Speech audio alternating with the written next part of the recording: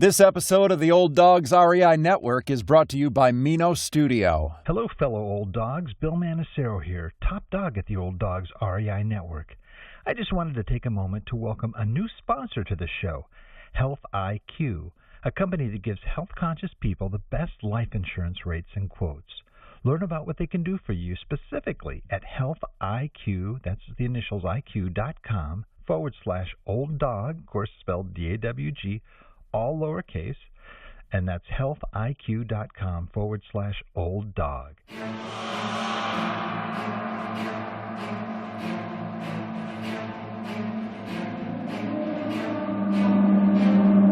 In a world where jobs are how most people make money, one man, one desire, one challenge dares to break the mold. Welcome to the Old Dogs REI Network, where we don't work for money. Money works for us. Coming soon. Viewer discretion advised.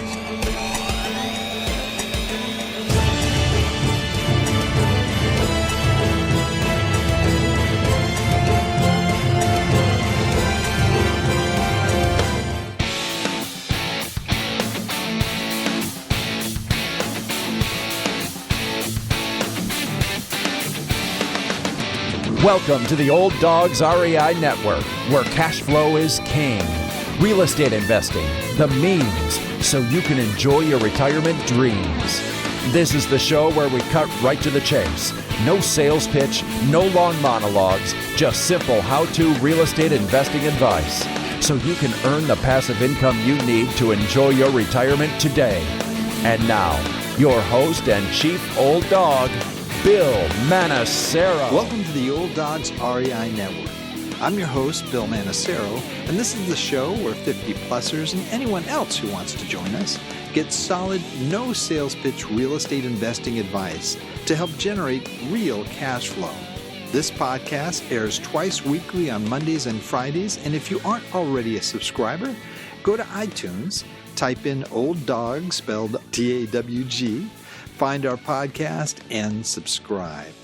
Well, today we have a very interesting show. Emerging markets is one of those areas that we've talked about many times in interviews with guests as well as on our Fun Fact Fridays. We're going to explore it a little bit deeper today. You know, there are many things going on nationally with real estate. Some markets have cooled, some are better than others, but throughout the country, they're booming. There are certain booming areas due to population growth and urban expansion. These emerging markets are where really the next wave of big-time real estate profits can be found.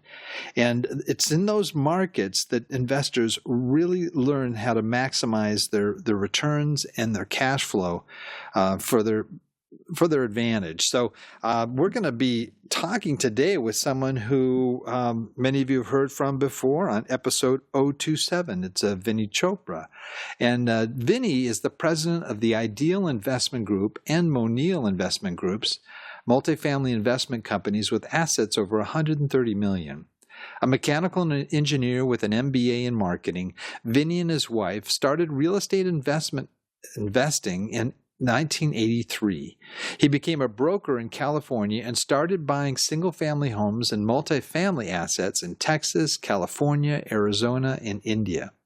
Over the last 7 years, Vinney has purchased a number of large apartment communities in key emerging markets throughout the U.S. In addition to real estate investing, Vinney has been a professional fundraising consultant, business coach, and motivational speaker. Vinney is married to Kanchan and has 2 children, Neil and Monica, and lives in Danville, California. Welcome again, Vinney, to the Old Dogs REI Network. Thank you, Bill. Thank you so much. It's such a pleasure to be back with you, bud. Oh, it's great to be talking to you again, and I'm looking forward to an amazing amount of information as you have always provided us in your interviews. So thank you so much for being here. Well, this is a big area, and this is one I know that's very important to you. And I thought maybe before we get into the nuts and bolts of emerging markets, could you just give me a definition of how would you define an emerging market? Sure, Bill. Emerging market, as the word says, emerging, these are the pockets of areas of the metro areas, the big cities, all over USA and all over around the world, actually, where the markets are emerging, more jobs are coming, more jobs bring more people who will be working in those jobs, and they will have their households who will be moving also along with them.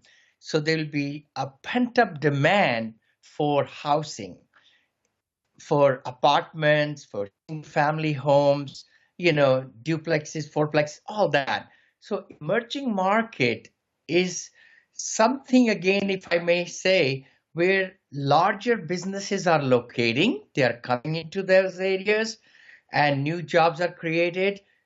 Appealing lifestyles are being, also happening there. There's more rental potential because of that. And the other part is the big box retail shopping hubs and health hubs are also coming into that market. See, the thing is, we many times say, oh, we should not invest in, particular market like Dallas, for example. I've heard that from many, many gurus. Oh, no, we shouldn't go there, or Houston, or San Antonio, or, people, Atlanta, I heard the other day. But the thing is, it's not just the whole state, or you cannot say the whole metro area is emerging or not emerging. These are the local areas where there is path of progress, where there is growth potentially coming in those particular areas, and so forth. Again, emerging market is where, if we are talking about the expansion of jobs, that's what it's all about. I have seen that happen in my career in multifamily for the last 10, 12 years. When I was looking into it in 2006 and 7, I know the big crash came, and we looked at the data where the unemployment is the least. And we came to know about Odessa and Midland. And nobody knew about those cities. We just looked at it. I was over here in California. We just made a decision, hey, that's where we're going to be. And we bought 7 properties there. From there, we went to the Round Rock, Austin and San Antonio area. That's like 7 years back. We bought 7, 8 over there, About 3 years back, we went to Houston area in a tertiary market, where there were $1.1 billion was going to be spent by doing research. And we went over there, and Monil Investment Group, my present company, I'm the CEO of, we collected 10 properties over there. That's amazing. Well, would you call like Odessa and Midland, is that sort of a sub-market as opposed to a major MSA? Oh, definitely, Bill. The big market would be Lubbock. Lubbock is also not a big, but that would be one. Dallas will be the closest one, or you go on the other side, El Paso, Texas, and Albuquerque and all that. But, and Corpus Christi up north, Odessa and, Midland really served us very well, my companies, Sure. Well, one question, you said, well, there's a lot of jobs or it's got low unemployment, but, you mentioned Houston, for example. One time Houston was exclusively the oil industry. Oil took a downturn in terms of value. A lot of folks lost jobs. So are you also looking for a variety of different companies supplying jobs? Very much so. It's amazing. When I was in San Antonio in 2010, 7 years back, lots of brokers would send me product, right? The multifamily on my desk will come from Houston. And I always thought, building permits, you can build anywhere in Houston. I mean, you could put a commercial, building in front, middle of residential, blah, blah, blah, all that. But when I was trying to look at it about 4 years back now, that long back, see, and I started doing research and we came across a property in a small town, 35 miles south of Houston, 35 miles, yeah, about 40 miles, Angleton, Texas. Oh my gosh, we bought the property, Bill, and after we closed on the property manager said, Mr. Vinney, we got 25 families in the waiting list. I said, Wow. what? What are you talking about? We were 100% occupied, Bill, and we had 25 families still who could come in. I started looking through all the research papers and data, and I just filled my Dropbox with so many different studies, and came to know this is where in that particular county, it's not oil dependent as much as, Houston was proper and other jobs. But then, bought Albion, I wouldn't mind sharing that name, about 1 mile away from that property for 8.7 million 2 years back, Bill. It's worth 11.7 million now. Unbelievable. Wow. I mean, that is growth. I mean, these properties are 100% occupied. And we are selling Cambridge now, by the way. We bought for 5.225. We just got an offer for 7.225. And we are going for 7.650, countered it. So let's see where we fall. But then I bought another one, Arbor Pine, a walking distance from Albion, because why not? If the product is good and the jobs are there, why not to buy more? And to make long story short, Monil bought 10 assets in the neighborhood right around in that tertiary market. Bill, this is called emerging market, but it's a tertiary market. It's not the main market, Metro Houston, but it's outside. Interesting. Now is an emerging market important to a typical buy and hold investor? Now, I understand when you buy, you have an exit plan when you're going into it, and that is, hold it 3 to 5 years, 7 years, whatever it may be, and then selling, and of course capitalizing on the equity growth. But what if somebody wants to buy it and hold on to it for 20 years? I mean, is an emerging market important in that? Yes and no. I would say that in my model for Monil Investment Group and Ideal IG, we always have syndicated, right? This is my 26th syndication I'm doing presently in the new emerging market, Atlanta. I know a lot of people will say, oh no, everything is so hot. Everything is just not touchable, right? But right. I have gotten so many deals in the last 5 months, Bill, almost 90 deals, right? 90. And we underwrote maybe more than half of them. I came best and final in about 4. And didn't get them, right? Did not get them. But then I just got into 2 deals where I'm buying for $37,000 a door. I know another syndication group that's buying for $66,000 a door across the street from me. Unbelievable. So these were the pocket deals. Pocket deals are the best way to do it. All 10 I bought in Houston have been pocket deals from the big people. ARA, Marcus Millichap, Houston Properties, all these brokers, they love you. I mean, once you know that you're a performer, and I have closed on every deal in the last 12 years. Every deal that I've contracted. But just to answer your question, our horizon with syndication group is 7 years. We say 5 to 7 in the PPM, but then we try to sell it out in 3 to 5 years. Why not? Because then we can double the money for many of the investors, and then they can roll the money into next market. See, the thing is, the market cycles are about 5 to 8 years, usually, or 6 to 8 years. So the value can go up in a cycle and then come down. But if you want to stay there for, 20, 30 years, you'll go through cycles. So your property may be worth not 5 times if you stay there for 20 years. That's what I want to say. If you Right. sell it when it's gone higher, and then, the buyer also has to have some meat on the bone, we call it, right? Why should Mhm. they buy otherwise? So that's why we sell it. And then, then move into a new cycle and new cycle and new cycle, because every local market, I should say, would be emerging in America. I mean, there are about 20 to 30 at a given time, So always. you may sell in a market that's still hot. Is that what you're saying? Yes, exactly, exactly. Hmm. And then move that money into another one, which is just starting to evolve.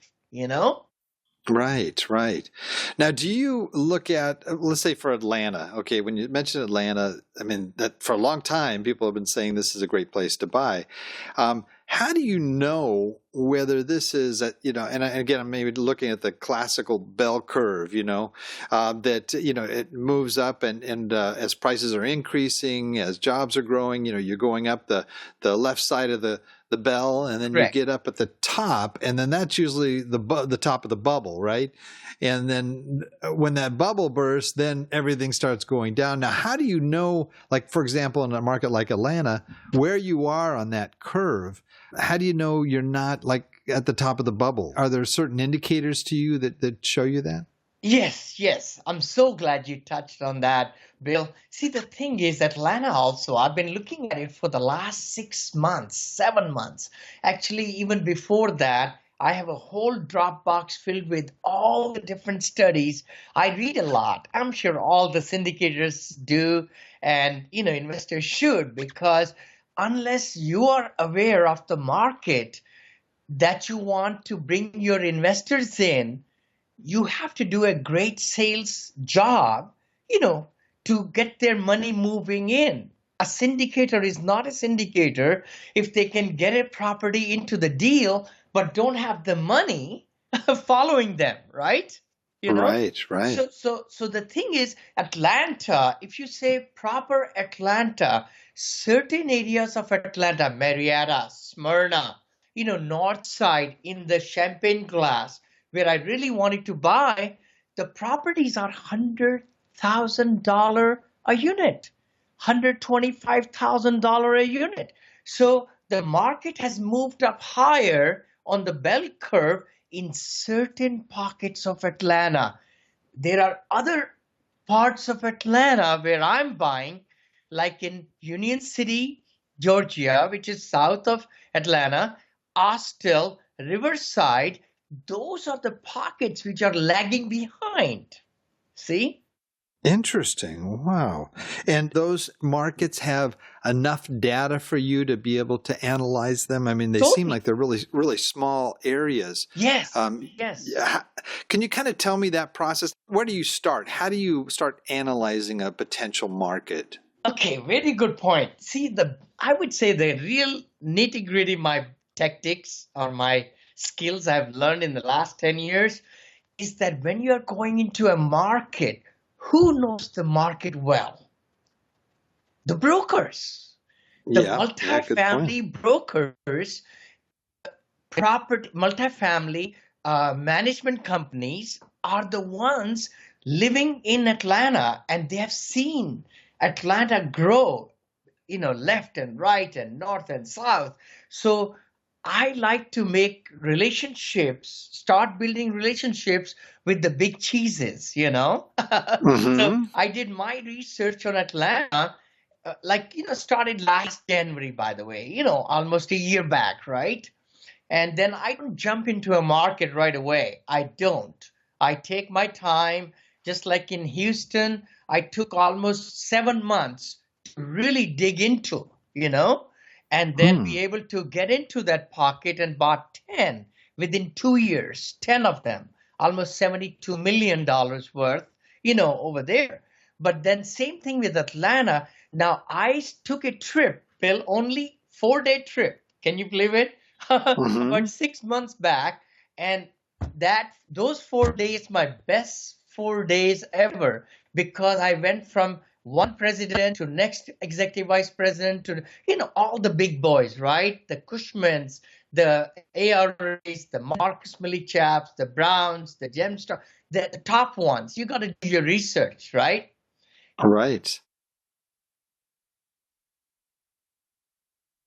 Texting them and emailing them and calling them. You have to just go there one time, but you got to keep your your name in their front of them and keep them reminding, hey, you are there to perform. And that's what happened. They started feeding me all these properties, and we did underwriting, and some were very high price and all that, and we said, hey, our numbers don't work, blah blah blah, like that. But then they get your picture. Then they started giving me off the market deals. See, it took about 4 months or so. Now they are saying, hey, Vinney is sincere. He's able to, respond back and talk to, and, I send them some gifts and things. You know how it is. You want to build, your name and everything. Send them chocolates to their office and some, gift cards, and send them some articles and ask them to send me some articles, about the growth of Atlanta. Every article they'll send, some of them I knew they didn't know, by the way. Wow. Yeah, I'll send them the articles. But one more trick is, are you ready, Bill? Try to find out, the investors should try to find out operating memorandums from the brokers in the area they want to invest in. Because in the back of the operating memorandum, about 4, 5, 6 pages long, is all the studies are done for them. Because the brokers subscribe to so many different magazines and, CoStar reports and IRR reports and data, demographic reports and all kind of reports, right? They will have even the news and, Fortune magazines and the, Forbes magazines articles for that area, because that's their specialty. Great information. Oh, yeah. Thank you. Thank you. Those are my tricks. That's what I've been doing. And then you take those articles and you always try to ask them. I just got an article from the brokers. I asked them, hey, could you give me, this, I won't mention, I could mention this 267 unit I'm buying, for such a cheap price. It's going to be worth twice that much in 3 years. 3 years. Unbelievable. 3 years in Atlanta, Now, do you get the offering memorandums? Do you actually ever bid on any of those, or no? You just get that? I do. I've do? I've done, if the numbers really work, and that way, like 2, 3 properties, I loved them. They were B class, all brick, beautiful, great area, Dunwoody area, Marietta, Smyrna, which I love that over there, Sandy Springs, in Atlanta, beautiful areas, right? So I went there and I bid, and I was able to work the numbers. This was about 4 months back or so. I flew there. I sent an LOI. I thought, okay, I might be able to get it. I flew there and met with the brokers and everything. Even had I was in the top 2, by the way, best and final. But then they had some special relationship with the other buyer, and I'm a new one coming into Atlanta. I've been in Texas all these years. So, I didn't get it. That's okay. That's okay. It never gets me down. Oh, yeah. No, you have to keep trying to find the real diamonds in the rough, right? You got to keep on trying. And, so let me tell you now, they told me about these properties, the 2 I'm buying, it was on a napkin. The seller just told the broker, yes, they want to sell it from New York. They're off-state people. They owned it for 5, 6 years, and the management company is doing pretty poorly job and so forth. I just got it under contract. I did my number crunching in my extensive worksheet, and put an LOI right away. And then, That's great. and got accepted. And this was right before 30th of December. And I told my wife, we had just come back from Hawaii. We're not going to buy anything for 2, 3 months, Little did I know it will fall in my lap. And I got it under contract, told them execution day would be a week from that because I didn't want to miss my days for due diligence, right? Mm-hmm. And then I got from the broker itself, I said, hey, tell me somebody you really have a lot of confidence in doing due diligence for me. They gave me one phone number, Bill.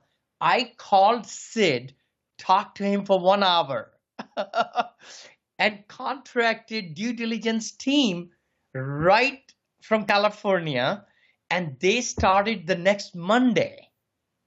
Tell me about the due diligence team. Who is in that? I mean, is it attorneys? Is it inspectors? Are different types of people? Okay, good point. I'm glad you brought that up. See, the thing is, it's a brand new market. I'm kind of practicing what I preach in this new market.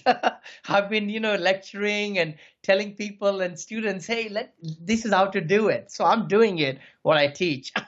The good part is, I have my attorney, Milton. As I mentioned before, I met him only 3 times. He's my confident counsel. He does a great job in Dallas. And then I found a new attorney in Georgia now. So Milton and Shola are working together. That's my team. Then my lender, who is in Houston, very good, LMI Capital. I don't mind saying their name. Brandon is awesome, and he's the one, and his whole team is working, and they've been doing loans in Georgia already. So I don't have to do anything. I love it. They do all the story writing, all the projections. They just ask me a few things, and I sign papers after my lawyers say yes, and that's how that is. Due diligence team is separate. Due diligence team is a multifamily inspection team one should get in the local area, by the way. I could have brought my crew from Texas, but then I did my numbering, hotel, flights and food and everything, because I'll take very good care of my people. So I thought I'm going to find me somebody there in Atlanta, and I found it. This company, Sid is the owner, 5 people in the team, 5 people, and they have been doing multifamily, inspections for 42 years. Wow. 42 years. I lucked out, really lucked out. Positive energy brings positive energy, Mm-hmm. And I told Sid, I'm new to you. Would you please tell me what would be in your contract? What would you do? What would your team do? My company likes to go to every single unit, 267 units, every single one, not a sampling. And the structure and this and a roof and, foundation and termite and all that, and the lease audit, every single, lease has to be seen and put them in a nice Excel worksheet. All that, $10,000 I contracted. He gave me a little bit off, about $30 per unit for inspection bill and $10 for lease audit. That's the going rate, about $40, and I got it. Lease audit too. Oh, wow, surely. that's His wonderful. whole team. Does that include checking like the applications, the tenant applications as Yes, well? yes. Wow.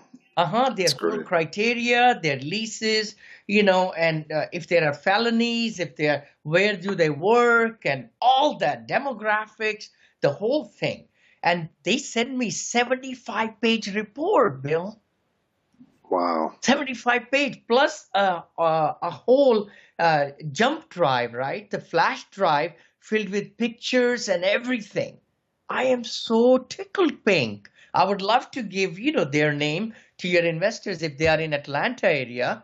And they are amazing people. The best part is they are good. I mean, they are very best I found, which is Oh, great. that's great.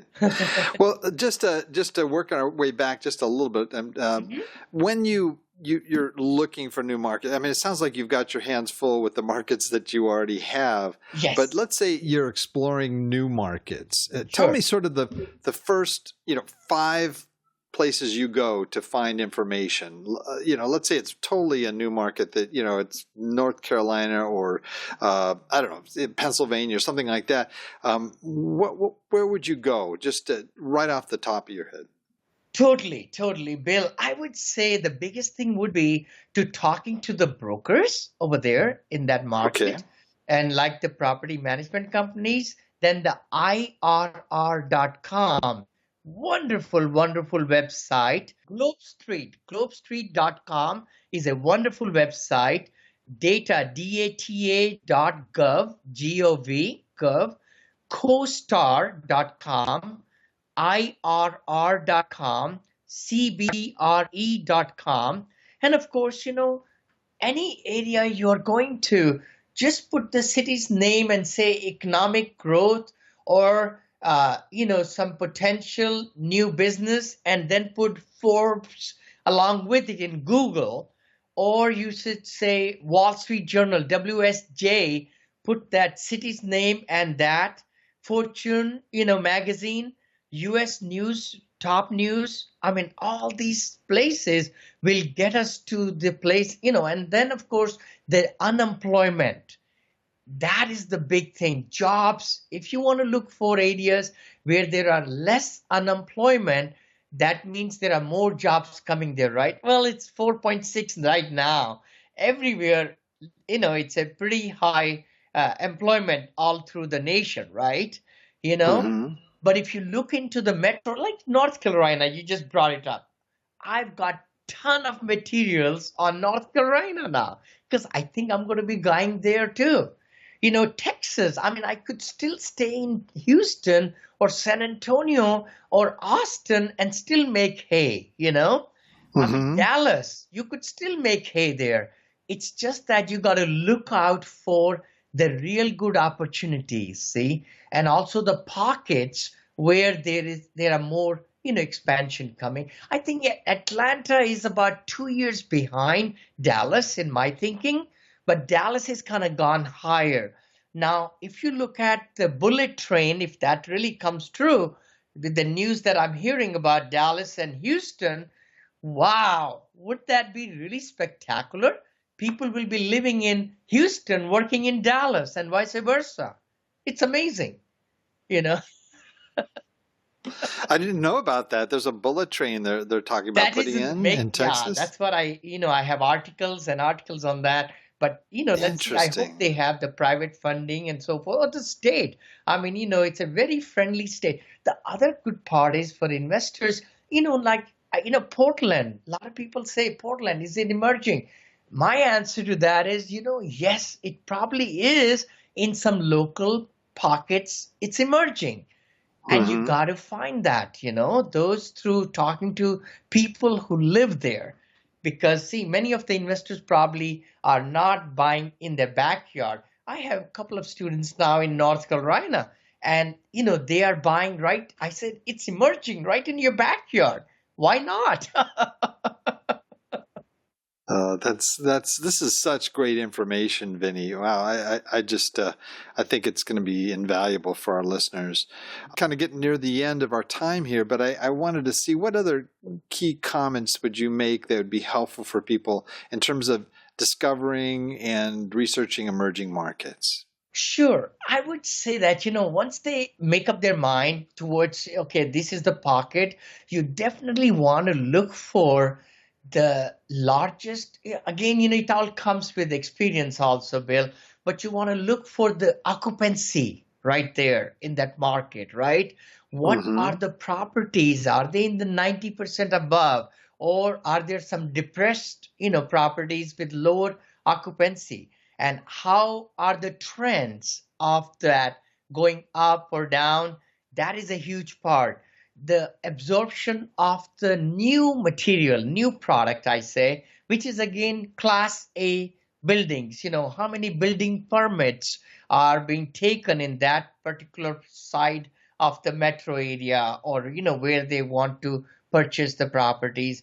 How are the migration? See, local chamber of commerce can provide a lot of information also. So I like to, even when I go there, go to the chamber of commerce, talk to the people, because they are the ones who know the pulse of the businesses, right? They will know who is trying to come into that area. Like, just to give you an example, in Union City, Georgia, and maybe I'll have a lot of students now buying over there. I just got the news Samsung is building a big warehouse over there. UPS already did. Metro Center, Art, everybody. This was the sleeping town which is going to wake up there, and that is the time to get in there when new hotels are opening up, like the one 267 unit, brand new Hilton Garden opened up 5 minutes away, 2 minutes away, And like in the Texas, last year I bought 3 properties for only average of 22,000 a piece. They're going to double in value because in that particular area, I knew when the motels are opening up, new Walmart is coming in. It's a path of progress. New restaurants are opening up. So those are the things, And then when the jobs come, the demand for the housing rentals goes higher, then you can increase the rent. See, that's the value play, right? Increasing the rent, doing better management, because we manage all our assets, all 136 million, and plus now another 23 million under contract. So that'll be 156 or so, close to, all that we manage ourselves. This way we could bring our own standards of money living, we call it. I just got it's pretty interesting. I just got the domain name Money Living and Money World. I love it. I love it. Sounds like an amusement park. I would like to caution them a little bit too. See, when they start looking into emerging markets, they should start putting a lot of reports together, right? And then at the same time, also send out newsletters and news to their investors. See, the investor plate has to spin along with acquisition plate, see? Right, For syndication, investors plate, the brokers plate, the team plate, and then also the deals, the underwriting, and then the lending also, So all those things have to spin at the same time because we have 60 to 75 days to make it happen, And then, of course, having a great syndication attorney like Kim Taylor, I don't mind, sharing her, name and everything. And she's going to be recording lectures on my syndication academy and my asset attorney. And then I just lucked out my asset manager, Lynetta, I would love to say her name. She's written a book on multifamily investing. And I'm so fortunate to have her. So we're going to convert them into lectures also. So we're going to really make it a big go at it website, intellectual knowledge on the web. Hey, old dogs. Before we jump into our wrap it up session, I just wanted to let you know that an important part of being a successful real estate investor is knowing how to regularly reduce expenses. It's a big part of what I do every day to maintain a healthy real estate portfolio. Well, I try to do the same thing with my personal health and finances as well. When I heard about a life insurance company that gave special rates to those of us old dogs that try to eat right, exercise, and stay healthy, I got very stoked. That's where I found Health IQ. Health IQ gives health-conscious people the best life insurance rates and quotes. Learn about what they can do for you specifically at Health IQ, that's the initials IQ.com/old dog, that's spelled DAWG, all lowercase letters. That's healthiq.com/old dog. Check them out. Oh, that's great. Well, Vinney, how can people reach you? People that might be interested in what you're doing or maybe want to participate in. And they could, buy my lectures and, things like that. And I'm adding, 60 more lectures over there on all different topics. I'm only good in multifamily. I do want to let your investors know, not house flipping or renovations or single family, only multifamily syndications. That's great. Well, I can't thank you enough, Vinney. It's been wonderful having you on. And as you know, we have a tradition on this show that at the end of it, you're hoping I forgot about that. I forgot about that either. And I think Elijah, my buddy, is here with me. He's going to also give that the hound, right? Say that again. Yeah, it's going to be the old hound dog howl here. So I'm going to give you guys both. You can both howl at the same time, however you want to do it here. All right, we'll try. All right, here we go. 1, 2, 3. Well, that's kind of more of a hoot, but that was fun. I'm practice on that for the third time now, Bill. Well, thank you so much, Vinney, for being with us. Really appreciate it. Thank you, Bill. I have also started a motivation channel on Facebook and also on YouTube, and so love to have your investors come in. And I know. Thank you for what you do, Bill. You are doing a fabulous job bringing great, interviews. And I listen to your podcast all the time and other, people also. And we want to give as much knowledge to the investors so that they could become what you are becoming and I'm becoming, Well, thank you. Appreciate that. I also want to thank all of our Old Dog listeners out there, too, for joining us today. I know there's a lot of other things you could be doing right now, but the fact that you've taken the time to join us means a lot, and we greatly appreciate it. Please note everything that Vinney's talked about today is going to be in our show notes, which are located at our website, olddogsreinetwork.com. Dogs is spelled, of course, DAWGS.com/blog. And in the blog section, you'll see all the notes and any links, as well as to some of these sites that he's given and some other references there. So that's the show for today. Remember, cash flow is king, real estate investing the means. Until next time, keep moving forward, and may God bless. Thank you very much for visiting the Old Dogs REI Network. We would greatly appreciate if you would stop by iTunes and let us know what you think of the show. We would love if you could subscribe to the podcast, give us a 5-star rating, and write a review. The more ratings and reviews we receive, the more visible the podcast will be to others. Thank you.